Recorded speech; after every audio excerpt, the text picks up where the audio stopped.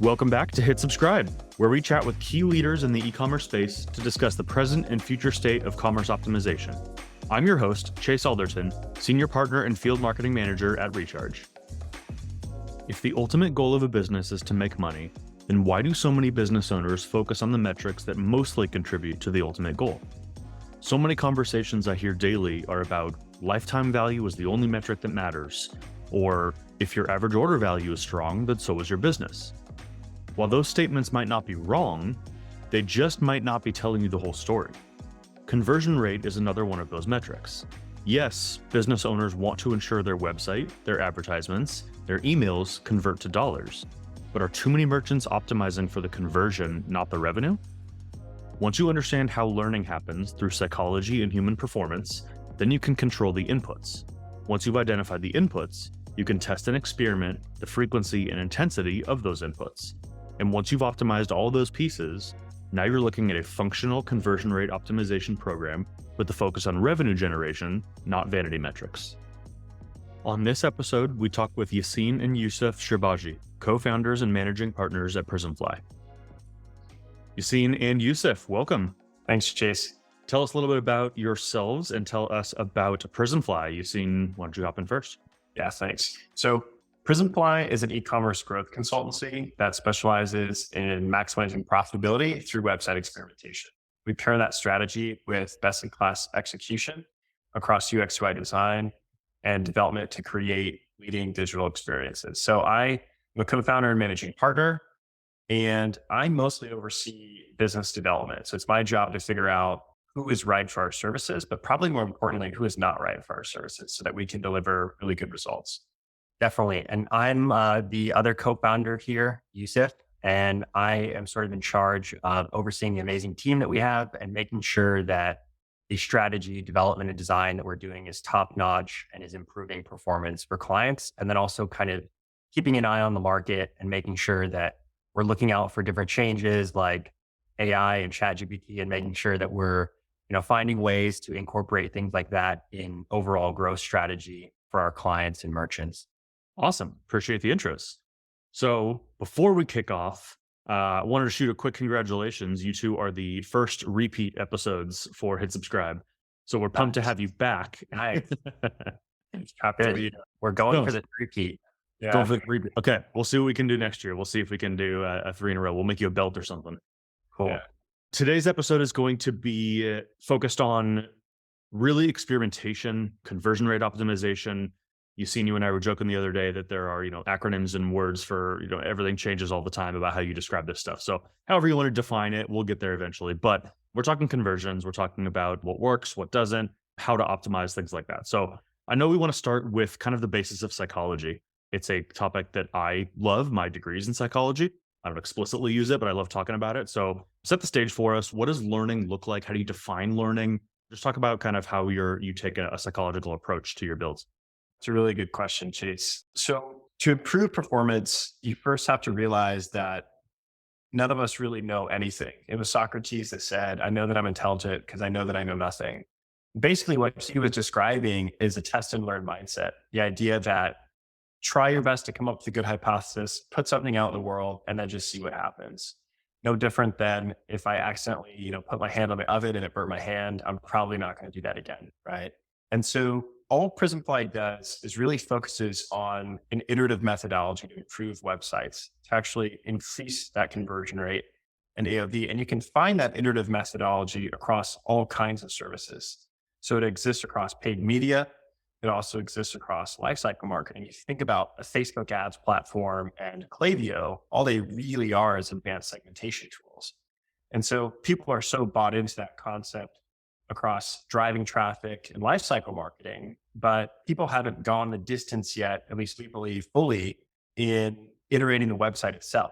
And we think that that is a big missed opportunity and that there's a lot of compelling unit economics as to how that can actually help improve a brand. I think it's a really interesting point. I'm a big basketball fan. I think it was Greg Popovich, coach of the Spurs, who was saying that every conceptual, crazy idea that happens is just a bunch of smaller ideas stacked up on top of each other. So I love that you're saying kind of like It's not anything crazy or unique or weird that we're doing. It's, it's segmentation. It's trying to find the right audiences. It's a bunch of simple things. You just do it really intelligently, stack everything up, and then you end up with this awesome product. Exactly. Sometimes growth can be daunting when you step back and you try to look at it from a lens of how do I achieve growth versus what are all the ways I can achieve growth, and then prioritizing them, sort of like backing your way into that, kind of like backing your way into like a budget with how you save money. It's the same way. It's easy when you break it down into its parts. And that's really what we try to focus on, is like, how do we get really, really good about breaking optimization and growth into like the little parts, get really efficient at those so we can just do it really, really quickly. So then, in order to improve performance, there has to be obviously some base level of performance. How do you define performance? Which feels like a really generic question, but like, how do you define your baseline? How do you figure out what that is? That's a good question, Chase. And I think it depends on the brand and their goal. So for us, most of our clients are e-commerce merchants. They're pushing people to the website to buy kind of classic products. So for them, it's not just conversion rate, but it's actually revenue per customer. So it's this idea that maybe I want one person giving me $1 million instead of 10 people each giving me $100. There's a balance between those two metrics for most of our clients. But do consider, right? What if it's a one product store? It might very well be conversion rate is the North Star. But, what if it's a store that, has a repeatable component to it, right? We might be very focused on that repeat purchase just as much. And so in the end of the day, what we care about more than anything is lifetime value. And it's important to realize the best thing for your conversion rate could be just to make your stuff free. And so conversion rate as a metric alone doesn't tell the full story. What we really care about is lifetime value. So let's take it a step further. Define lifetime value for me. E equals MC squared. Yeah, That was Socrates as well, I believe. yeah. It's a great question. And it really depends on how you're defining LTV. And so there's a lot of components, obviously there's different definitions you can find online that are relevant to e-commerce that I would definitely reference before I try to give one live. That said, it depends on a lot of factors like the time frame that someone's going to be with you, how much they might spend, what churn looks like for your business, and the nature of the products that you're selling, whether those are things that are going to last a year, 3 years, or just a couple weeks, and how frequently someone might come back. And so what we see a lot of brands do currently is they're looking at metrics like ROAS, or return on advertising spend, which is often really helpful to figure out what your immediate purchase looks like, but it might ignore what the long-term value you could be receiving from a customer, because sometimes someone might purchase with you once, but does that mean that that experience is good enough to get them back the second time? So a lot of times what we're doing is we're not only looking at that immediate conversion, but we're trying to say, hey, is there a scenario where this customer is now not going to come back because of a poor experience? So we want to make sure that ultimately every experience leads to a repeat purchase. That's kind of the North Star, if you will, that every business needs to opt for.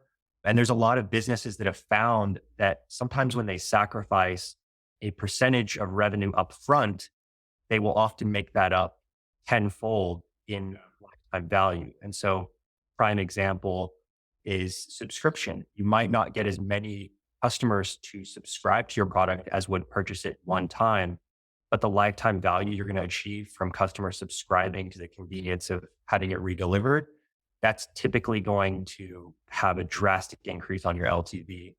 So we push clients toward finding those types of opportunities as much as we can, and then partnering with tools that help us unlock that in a way that it doesn't require you to go and be Einstein and come up with, all the complex algorithms and tracking in order to be able to do that yourself.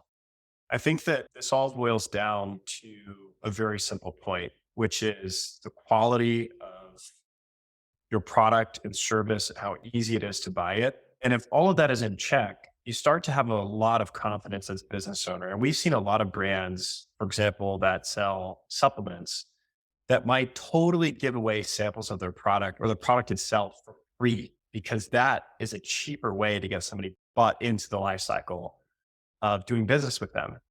Like quite literally giving somebody a free product is cheaper than kind of the classic advertising spend to try to get somebody cold to buy it first time. And so if you know that repeat purchase rate is good, you're almost willing to give up that $8, that $10, that $20 up front knowing that that customer is going to be retained with you for life. But that's only possible if you're really confident in your product or service. So I think a lot of people sometimes think really hard about this stuff, but it's as easy as taking a big step back and really narrowing in and being introspective of how awesome your product or service is.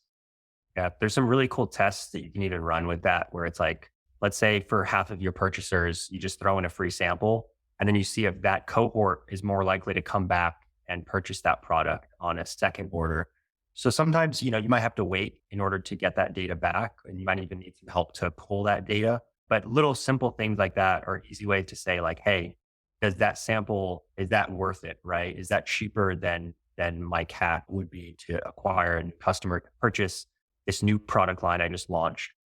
I think supplements is a really good example for this because it's super easy to add something like, here's a free sample of like a protein powder, or here's a free sample of a week's worth of vitamins. Try these and see how you feel. And I think it is a really easy way to then determine if you're splitting that 50-50 for your subscribers or for your one-time purchasers, what cohort of them is coming back to purchase those versus not. It's a really good way to look at that test. So Yaseen, you said it's maybe as simple as taking a giant step back and looking at this a little bit from a blown up view here. So then let's do that. What does success look like then? How do you set goals, and how do you keep testing these things and collecting data and analyzing this data to then determine that these tests are working? Yeah, well, I think it all starts with data cleanliness. You can't manage what you can't measure. And so most merchants that come to us, we start there in the first month. We try to make sure that we're tracking against all the right things we're supposed to be tracking on, that systems are set up right. So it might be that we're living inside of GA doing cleanup before we're actually doing any kind of real experimentation. So I think that, that's how we first start. And then I think we dig deep with the merchant to try to understand their business. What's their business model? Are they selling a high AOV item? Are they selling a lower AOV item, but that has a repeat purchase ability? Are they selling a one-time membership or a course, right? Or something like that. So I think data cleanliness is first. Second is really trying to get a grasp of the business model itself. And then from there, everything else is pretty easy. Anything to add on to that, Yusuf? Yeah, one of the things that, we like to set expectations with new merchants that we work with is that, success doesn't just look like trying to be your competitor. Success is looking at yourself and trying to look and perform better than you were yesterday. And so that's kind of how we try to define success and instill that with our merchants that we work with. There's certainly ways that we want to be competitive in the market, but then beyond that, the only way to truly lead is by not following a broken path already. And so we really try to find new opportunities, try different things, and testing helps us do that in a way that's validated, because it's unfortunate, but sometimes your competitor might launch things on their site that look really pretty, but might actually be hurting performance. And we know because we've launched pretty things for clients before that were data backed. Then when we launched them and ran a test, we found that they hurt performance. So we took them away. And so hopefully none of their competitors were copying, or maybe hopefully they were. We always see interesting stuff like that. And sometimes some of the things that we find work or don't work really blow our mind, as even if we have all the data to back it up or support it. Also a mindset shift in how you approach your business to truly actually be data driven. Like, sure, you might have spent $5,000 on a new, product page design, but if you launch that and the core metrics tanked, sorry, you got to go back to the original. And getting rid of that sunk cost fallacy is really important, to actually achieve success. So I would say that the most successful merchants we've worked with also have the right mindset on this stuff, a test and learn mindset. Quick sidebar, define sunk cost fallacy for us. It's one of my favorite things to talk about. I was just having this conversation with a friend over the weekend, but define it in your terms to make it clear for e-commerce merchants. I have a really great example. You go to an expensive 8-course dinner, it's $600, and everything on the menu tastes awful, and you leave a 5-star review because you just couldn't get over the fact that you spent $600 on that dinner. So you leave a 5-star review. That is sunk cost fallacy, is that you want to sort of justify the money that you've spent by keeping it, even if it doesn't work. Yaseen, if you want to add to that, but that's the example I always give. That's pretty good. I like that. Yeah, I think that example is perfect. The gist of it is cut your losses, move on, and on to the next thing, sort of. If an initiative didn't work out, you can't change the past, but you can change the future. And so don't just leave something there, iterate, keep trying. Perfection doesn't exist at all, like in anything. And so just cutting your losses, I think. Love it. So when we talk about iterating and testing and all this, list out a couple things that you do iterate and you can test on. I know obviously the website's one of them, but rattle off a couple things that you think are worthy of testing. I think experimentation can be found across really anything. As it relates to, let's say, an e-commerce brand, you got to have rigorous experimentation in your creative on paid media for sure. You have to have rigorous experimentation with the site structural website experience. So what does that experience look like for a new visitor versus returning, mobile versus desktop? You have to take your email list, rigorously experiment on that. And I would go so far as saying even the post-purchase customer experience, like packaging, you might even try creating different packaging experiences down to that level. So I think from when a customer finds out about you all the way until they get your product, I would say wherever you can implement experimentation matters a whole lot. And I think for most merchants these days, at least this is our opinion and maybe it's biased, but there seems to be the biggest miss on experimentation efforts with the website. A lot of these other tools have made it easy to iterate in these other areas like email or paid media, for example. But I think the industry is still a little bit behind on being able to kind of rapidly iterate their actual site. And there's a lot of exciting things happening in the space around even development and design, making that more frictionless. I need to do an episode on packaging and shipping. That was one of the first things I learned coming into e-commerce and specifically subscriptions. And it's a stat that stuck with me the whole time, but package delivery is the only touch point that 100% gets opened. It's the only touch point that everybody sees all the time, 100% without fail, because it's your package, is the thing you want. People miss text, they miss emails, they miss pop-ups on the website, they miss all those kinds of things. It blows my mind that people don't test more with the actual packaging, the box, the product, the shipping speed, the experience of opening it, user-generated content of filming these, like all of that kind of stuff. I need to do an episode on it later. Maybe that'll be your third episode. We'll do that next year at some point. Bring some case studies maybe for it. Yeah, I mean, there's really cool stuff with inserts you can do and handwritten letters. I mean, there's like machines that handwrite letters for you in mass. There's a lot of really cool stuff. Again, samples. I haven't thought about that stat before, but like 100%. There's like 100% will be right. But yeah, that's a really good point. So the final thing I want to do with you today, and I know this is going to be kind of the meat of what we talk through, is I know you have really kind of like 3 steps. I know it's a lot more steps in practice, but we're dialing this down to do so 3 steps put in practice to how you can rigorously test all the things you're doing. So Yaseen, I'll kick it over to you and I'll let you kind of walk through these steps and then we'll kind of talk through some of these. So I would look at it as really important pro tips to consider as opposed to chronological steps. The first thing we tell merchants is to optimize for high revenue, not simply conversion rate, as we talked about. There are a myriad of examples with that.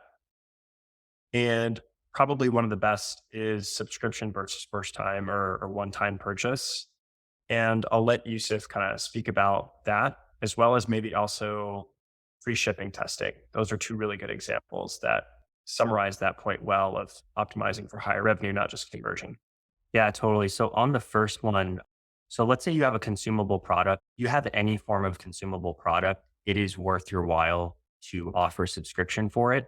The idea is, okay, it's a snack bar, someone's going to consume that, or it's a cleaning product, someone's going to consume that. Now they're out, they need more. That's something that you should offer a subscription for. And so once you offer that subscription, the idea there is if you start to test defaulting to subscribe and save, you could find, and we do this often, right? If there's, A, let's add subscription, but then B, let's test to see if the defaulting to subscribe is a more advantageous consumer experience, if that's what people would prefer, and then they can switch to one time if they want. So we've run that test quite a bit, making it very clear if you're subscribing or purchasing one time.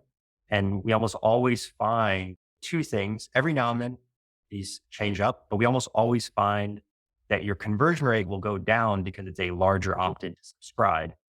But your lifetime value of that customer, it always actually, every single time we run it, has shot up. There's been one time, which was the exception to the rule, where conversion rate actually increased when we defaulted to subscription, which was a fun one. Not only that, but also lifetime value obviously increased a lot more. That's kind of one that we sort of often turn for. And then what was the other one you've seen? How about free shipping testing? I think that's an interesting example too. Yeah, that's a great point. When we're testing free shipping, let's say you've got free shipping that is over $50 and you get free shipping, right? That's your threshold.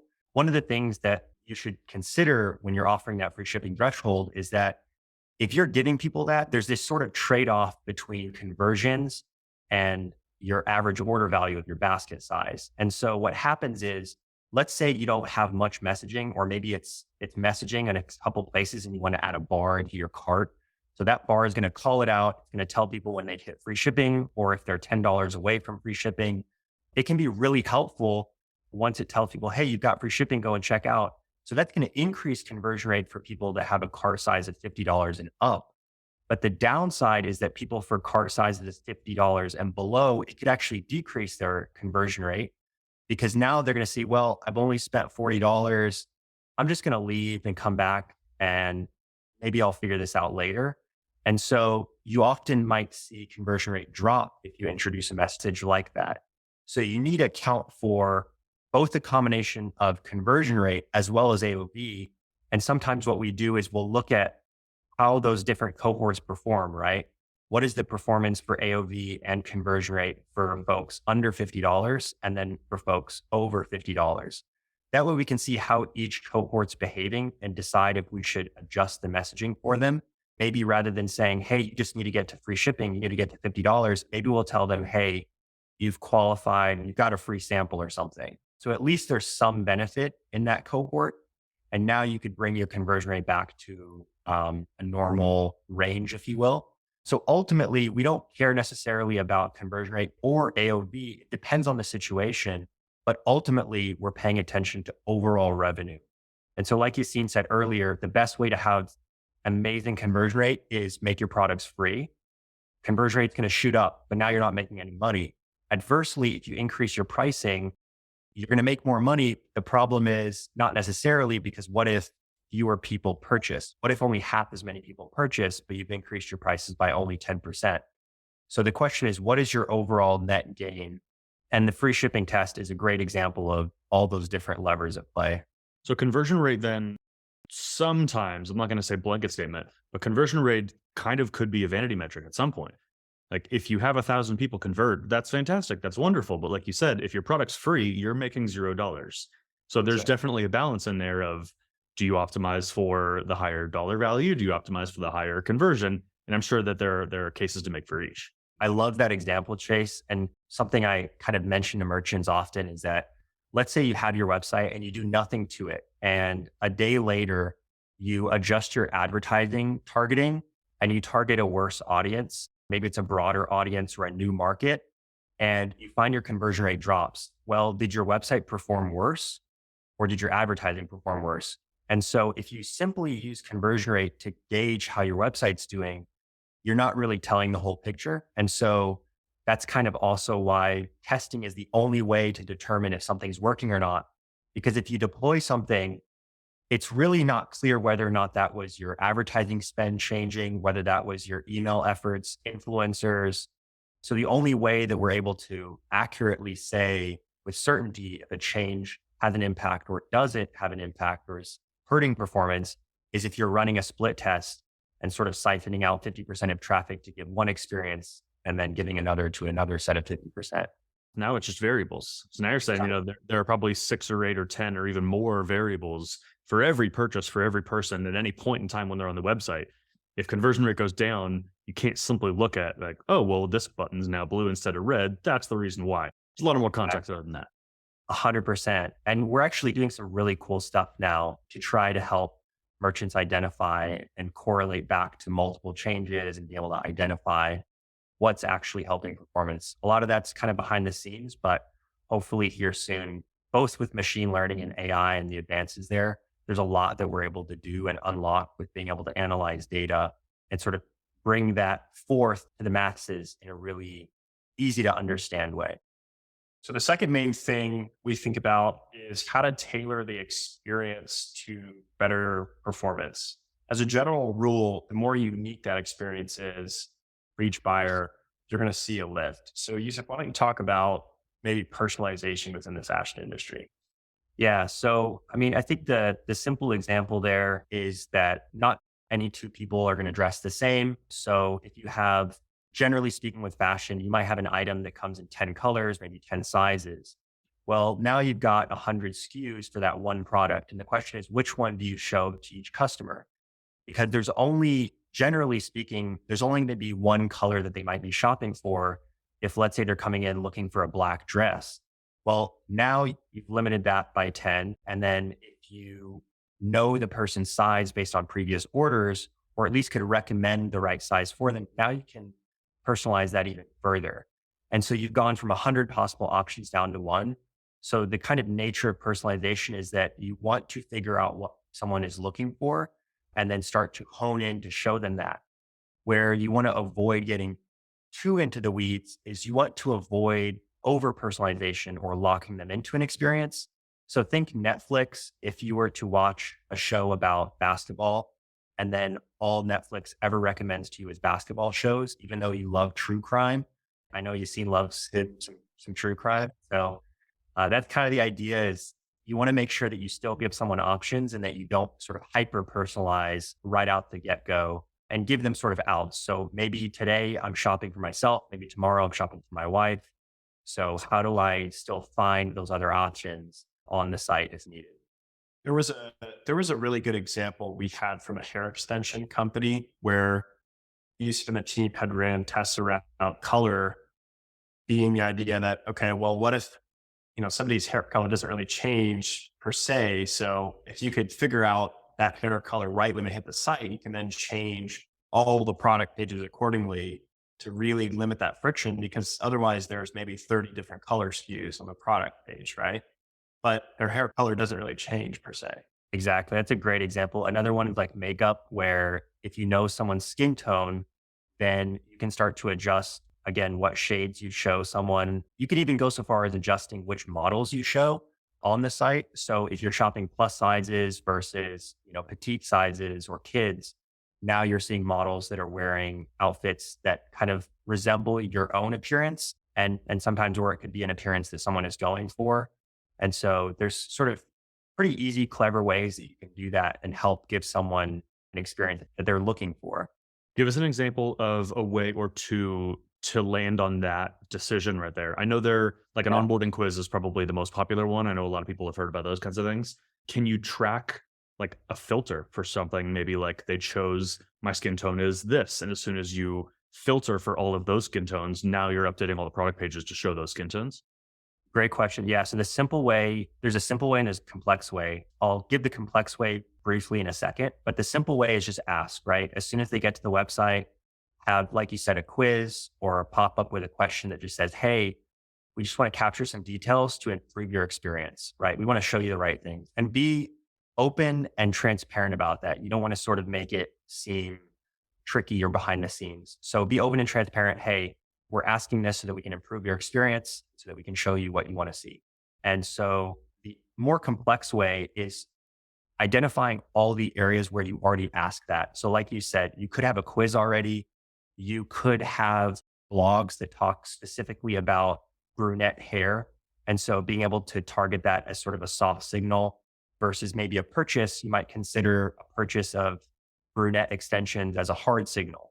And so all of those you can sort of categorize into soft and hard signals. And then based off of that, whenever you have, let's say, a collection page, you can apply the filter automatically. And it could say, rather than just saying, hey, the filter's been applied, it could say, hey, based off of your previous history, this is a filter that we recommend setting. Or it could be, hey, based off of purchase history or based off of shopping behavior. So kind of surfacing that up into them in a non-creepy way. Again, you can go quickly from 100 SKUs down to 2, which, when you're getting to that level, that's where you start to even skip the pages where you might have to ask them that. Or on the product page, you might not even have to show them the color swatches. There could be 50 color swatches. but now you might be able to limit that to only one, but then there just have an option next to it to change in case you got it wrong. And then we'll test, hey, do we pay attention to only hard signals or do we pay attention to soft signals as well? Like if someone just happened to click on an image with that hair color, for example, we're finding more and more that merchants are moving toward creating profiles. And so anytime you can take those signals and merge those into what I like to call sort of like a personalization profile, almost like an account profile, if you will, where people are giving you that information because they know it's going to improve their experience.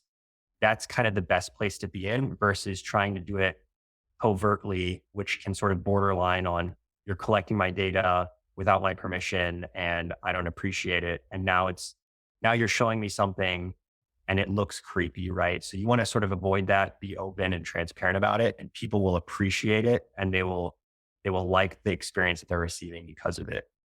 So speaking of being open and honest with everybody, let's get to our final pro tip. So the final pro tip I have is very simple. Experimentation and broadly conversion rate optimization is as easy as figuring out how to be the most helpful to your customer. It's not about tricky tactics to kind of squeeze out a sale. It's about being helpful. And I have two good examples of that. We were talking to an electric bike company and their AOV was probably, let's say, $2,500. So Wow. not a cheap item. And on a website like that, I don't know if you've ever been on a biking website, but it can actually be pretty intimidating. There's all kinds of different options and settings. And as somebody myself, if I were buying a bike on the website, I wouldn't know which direction to take. And so parting ways with $2,500, but I'm not crystal confident in the item I'm getting, it's a pretty big ask. But then I noticed that they've had a call-in system on the website where you can actually talk to a real representative who is trained on how to help you select a bike. And so I asked, okay, that's interesting. When somebody calls in and talks to a real person, what is their conversion like? Do people buy after that? They're like, oh yeah, actually people will buy at a rate of 30 or 40%. And so I Wow. said, okay, if we're going to help you with experimentation, success is not how do I add to cart? Success is how do I get people on the phone? And so sometimes it just takes a big step backward to say, what would be most helpful to a customer? And you yourself can even try to get your friends or people you know to go through the website experience. Try going through it yourself even, and you'll start to get the answers you need. The second example I have is from a medicine company. On their website, they're pushing add to cart, but think about it, right? If you have a headache or somebody you love has a headache, medicine is an urgent thing. You kind of need it now. You can't wait 3 to 5 business days of shipping, right?